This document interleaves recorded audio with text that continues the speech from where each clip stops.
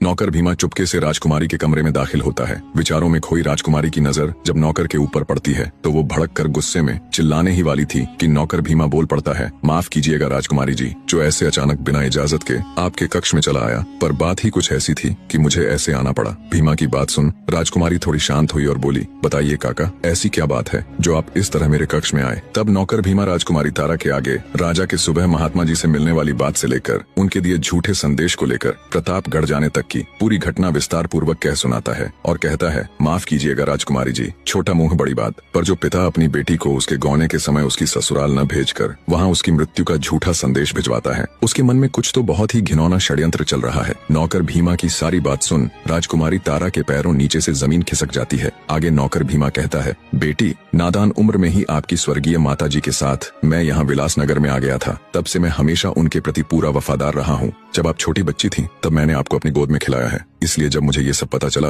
तो आपको बताना जरूरी समझा। अब मैं जा रहा हूँ। इतना कहकर भीमा वहाँ से चला जाता है। राजकुमारी तारा के ऊपर तो जैसे आसमान टूट पड़ा था। वो बेचारी खड़ी खड़ी जम गई। झरने की तरह उसकी आंखों से टप टप आंसू बह रहे थे। उसका दिमाग एकदम से सुन्न पड़ गया था। एक बार के लिए तो उसे ऐसा लग रहा था कि जैसे वो अपने पिता के बारे में कुछ भी अनाप शनाप सोचे जा रही है। कोई पिता इतना नीच कैसे हो सकता है? पर नहीं, उसने जैसा सोचा वो सब बिल्कुल सही था। सभी तार उसके दिमाग में जुड़ने लगे। वो खुद को उस आम के पेड़ से और अपने पिता को पेड़ के मालिक से जोड़कर देखने लगी। उसे समझते देर न लगी कि क्यों उसके दुष्ट बाप ने उसकी ससुराल में उसकी मौत का झूठा समाचार भिजवाया है। जब उसकी माँ जीवित थी तो उसने अच्छे से राजकुमारी को उसके पिता की आदतों से अवगत करवाया था, लेकिन वो इतना गिरा हुआ और इतना नीच हो सकता है, उसकी सोच इतनी गंदी हो सकती है, ऐसा वो कभी सपने में भी नहीं सोच सकती थी। कुछ देर तक राजकुमारी अचेत अवस्था में बैठी आंसू बहाती रही। फिर उसने विचार किया कि अब उसका यहाँ एक पल भी रुकना उचित नहीं है। उसका दुष्ट पिता कभी भी यहाँ आ सकता है, पर इतनी रात को वो जाएगी कहाँ? अंततः राजकुमारी ने फैसला किया कि चाहे वो कहीं भी जाए, पर यहाँ तो अब और एक पल भी नहीं रुकेगी।